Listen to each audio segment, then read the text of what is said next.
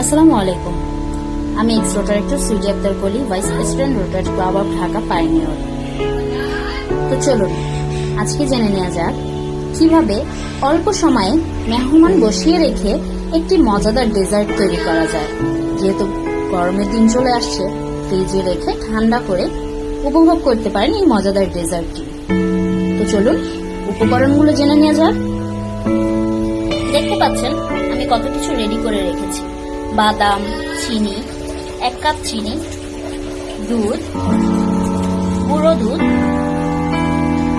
Agar agar powder যেটা যে কোনো সুপার শপে পেয়ে যাবেন, মেজারমেন্ট কাপ, রং, ফুড কালার, এলাচ গুঁড়ো, গুঁড়ো দুধ, চিনি, লেবুর অল্প 1 চামচ রস, আগার আগার পাউডার 1 চামচ গুঁড়ো মিক্স করে রেখেছি এবং ডেকোরেশনের জন্য কাপ, গ্লাস এবং একটি মোল্ড। উপকরণ সম্পর্কে জানা হয়ে গেল, এখন চলুন মূল রান্নায় চলে যাই। চলুন দেখে নিন, দুধে হালকা একটু বরফ চলে এসেছে। এখানে 1 কাপ চিনি দিয়ে দিচ্ছি। মিষ্টির পরিমাণটা আপনি আপনার মতো দিতে পারেন, সমস্যা নেই। এতে সাথে সাথে নাড়া শুরু করতে হবে যেন নিচে লেগে আছে।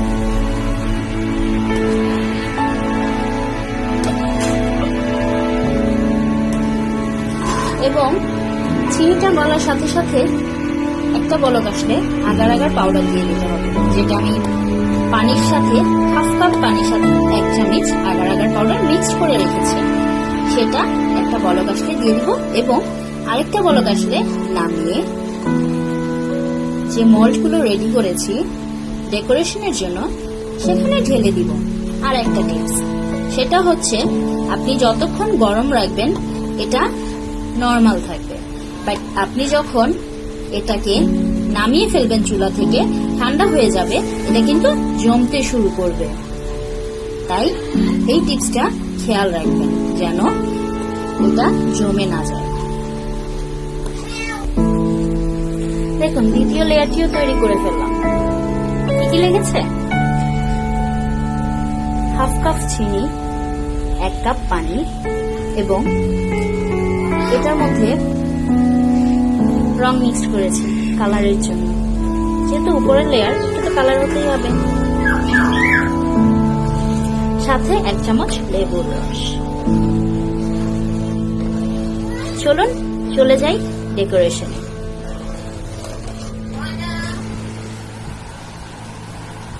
তো দেখুন ডেকোরেশন ডান।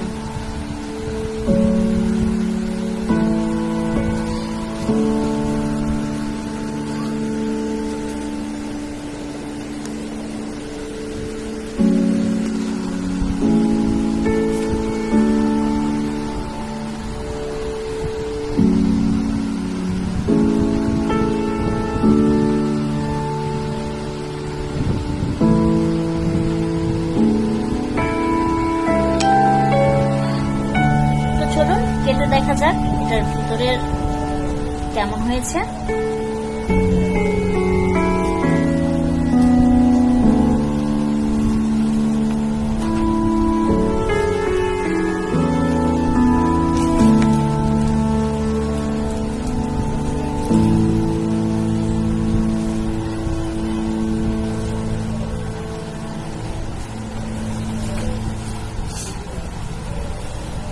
দেখুন ভিতরের লেয়ারটা।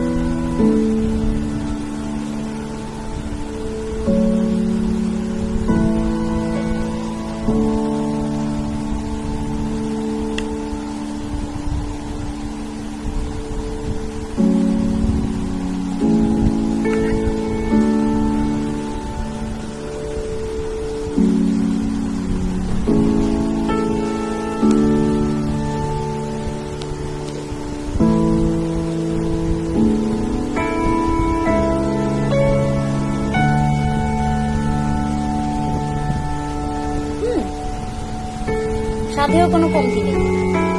চলুন এটা কেটে দেখা যাক।